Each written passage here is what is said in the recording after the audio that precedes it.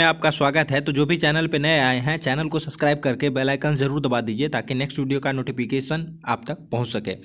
आज है 18 अक्टूबर और 18 अक्टूबर से जुड़े इंपॉर्टेंट करंट अफेयर के 10 क्वेश्चन हम डिस्कस करने वाले हैं, जो कि आने वाले सभी एग्जामों के लिए काफ़ी ज़्यादा महत्वपूर्ण होने वाला है। तो एक एक क्वेश्चन को आप ध्यान से देखिएगा और सभी का उत्तर याद करने की कोशिश करिएगा। तो चलिए बिना देरी के पहले क्वेश्चन के साथ स्टार्ट करते हैं। पहला क्वेश्चन क्या है? पहला क्वेश्चन है, हाल ही में प्रोजेक्ट निसार किन दो एजेंसियों के बीच 2023 में लॉन्च करने वाला एक बड़ा प्रोजेक्ट है? तो अगर निसार की बात करें तो निसार जो है वो इसरो और नासा और इसरो का एक संयुक्त प्रोजेक्ट है। तो ये भी आप याद रखिएगा। और ये जो है निसार प्रोजेक्ट का संबंध किससे है, ये ग्रुप डी एग्ज़ाम में पूछा जा चुका था, इसलिए ये इम्पोर्टेंट भी हो जाता है। तो निसार प्रोजेक्ट जो है वो दो एजेंसियों के बीच लॉन्च होने वाला एक बड़ा प्रोजेक्ट है। किन किन के बीच? और नासा और इसरो। अगर इसरो की बात करें तो इसरो जो है वो भारत की स्पेस एजेंसी है और नासा जो है वो अमेरिका की स्पेस एजेंसी है। अगर इसरो की बात करें तो इसरो का फुल फॉर्म क्या हो जाता है? Indian space research organisation. इसकी स्थापना इसरो की 15 अगस्त 1969 को हुआ था, ये भी आप याद रखिएगा। और उसके जो फाउंडर थे, उसके फाउंडर डॉक्टर विक्रम साराभाई थे। और इसरो का मुख्यालय बेंगलुरु में है और वर्तमान में इसरो के अध्यक्ष है एस सोमनाथ। ये भी आप याद रखिएगा, काफ़ी ज़्यादा महत्वपूर्ण है। वर्तमान अध्यक्ष है इसरो के एस सोमनाथ। अगर नासा की बात करें तो नासा का फुल फॉर्म हो जाता है the national aeronautics and space administration.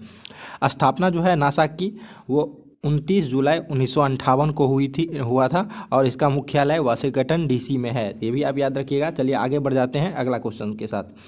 अगला क्वेश्चन है, हिमाचल प्रदेश के किस जिले में प्रधानमंत्री नरेंद्र मोदी ने 2 जल विद्युत परियोजनाओं की आधारशिला रखी है? तो इसका आंसर क्या हो जाएगा? आंसर हो जाएगा चंबा। चंबा एक डिस्ट्रिक्ट है हिमाचल प्रदेश का, वहाँ पे जो है प्रधानमंत्री नरेंद्र मोदी ने 2 विद्युत परियोजना का आधारशिला रखा है।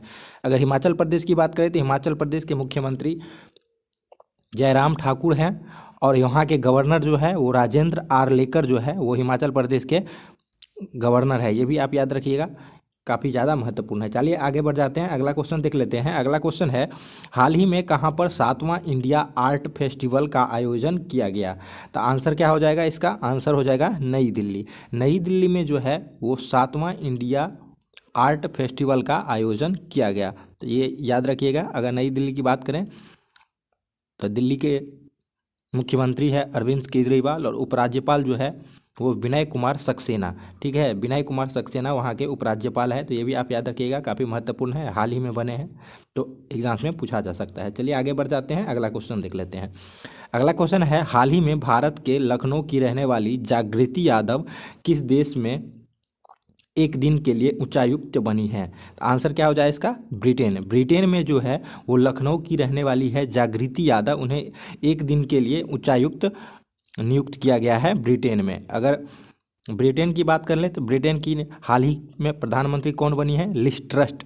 ये जो है वो ब्रिटेन की हाल ही में प्रधानमंत्री बनी है और इससे पहले जो है वो बोरिस जॉनसन के जगह पर लिज ट्रस्ट बनी है प्रधानमंत्री। तो ये भी आप याद रखिएगा, काफ़ी महत्वपूर्ण है। आगे बढ़ जाते हैं। अगला है, किसने हाल ही में सेबी के पूर्णकालिक सदस्य के रूप में कार्यभार संभाला है? तो आंसर क्या हो जाएगा? आंसर हो जाएगा अनंत नारायण गोपाल कृष्ण। इसका आंसर हो जाएगा पूर्णकालिक सदस्य के रूप में कार्यभार संभाला है अनंत नारायण गोपाल कृष्ण। अगर सेबी की बात करें तो सेबी का फुल फॉर्म क्या हो जाता है? Security exchange board of India. ये होता है सेबी का फुल, और ये जो है वो बाजार पर नियंत्रण के लिए काम करता है। और इसकी स्थापना की बात करें सेबी की स्थापना जो है वो 12 अप्रैल 1992 को किया गया था, 1992 को। ये भी आप याद रखिएगा।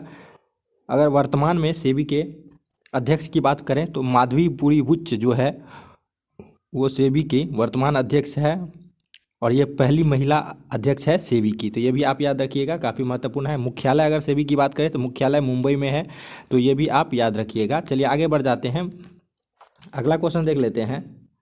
अगला क्वेश्चन है, हाल ही में 53वें क्षमता निर्माण कार्यक्रम का उद्घाटन कहाँ किया गया?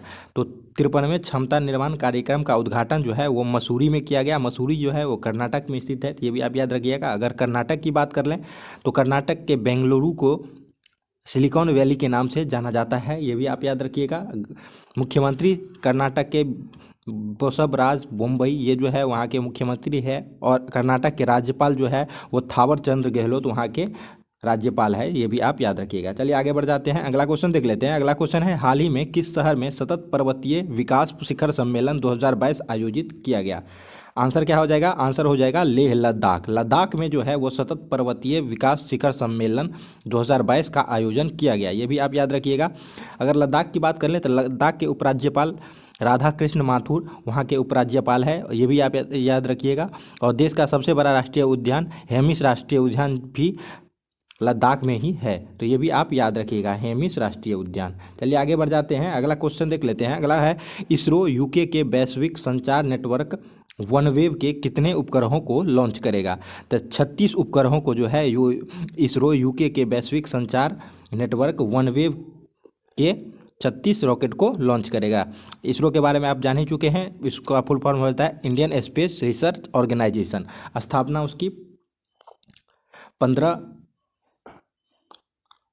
15 अगस्त 1969 को किया गया था, और वर्तमान में इसके अध्यक्ष एस सोमनाथ है, और मुख्यालय मुंबई में है, ये भी आप याद रखिए। चलिए आगे बढ़ जाते हैं, अगला क्वेश्चन देख लेते हैं। किस राज्य में हाल ही में देश का सबसे बड़ा मिलेट प्रसंस्करण उद्योग का लोकार्पण किया गया? तो आंसर हो जाएगा छत्तीसगढ़। छत्तीसगढ़ में जो है वो देश के सबसे बड़े मिलेट प्रसंस्करण उद्योग का लोकार्पण किया गया। अगर छत्तीसगढ़ की बात करें तो छत्तीसगढ़ के मुख्यमंत्री भूपेश बघेल वहाँ के मुख्यमंत्री हैं, और वहाँ के राज्यपाल जो है छत्तीसगढ़ के अनुसुईया उइके छत्तीसगढ़ की राज्यपाल है। गुरु घासीदास राष्ट्रीय उद्यान भी छत्तीसगढ़ में है, ये भी आप याद रखिएगा। चलिए आगे और लास्ट क्वेश्चन देख लेते हैं। अगला क्वेश्चन है, हाल ही में श्रीलंका ने किस देश को 4 करोड़ USD मूल्य का कोविड टीका दान प्रदान करने की घोषणा की है? आंसर हो जाएगा म्यांमार। म्यांमार को जो है वो श्रीलंका ने 4 करोड़ $US के कोविड टीका दान करने की घोषणा की है।